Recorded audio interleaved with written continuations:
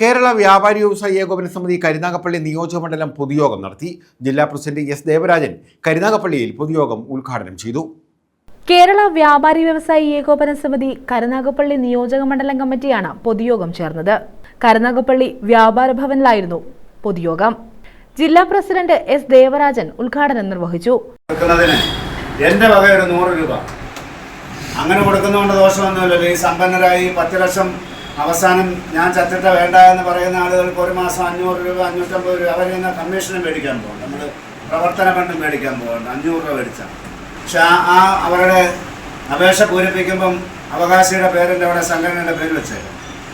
സംഘടനക്കടുത്ത് കെട്ടിടം പണിയാനല്ല, സംഘടന അതെടുത്ത് പാവത്തങ്ങളായിട്ടുള്ള ആളുകൾക്ക്, ആ മേഖലയിലുള്ള ആളുകൾക്ക് 10 പേർക്ക് ഇപ്പോൾ ട്രീറ്റ്മെൻറ്റ് നടത്തുന്ന ആളുകളുണ്ട്. വൃക്കരോഗം ബാധിച്ചവരെ, ക്യാൻസർ ബാധിച്ചവരെ നമ്മുടെ ചുറ്റാകെ ഇഷ്ടം പോലില്ലേ. KJ മേനോൻ അധ്യക്ഷത വഹിച്ചു. D വാവച്ചൻ, ഭാവിസ് വിജയൻ, രാജഗോപാൽ പാവുമ്പ, സുധീർ ചോയ്സ്, സുൽഫീഖർ തുടങ്ങിയവർ പങ്കെടുത്തു. News bureau, Karunagappally.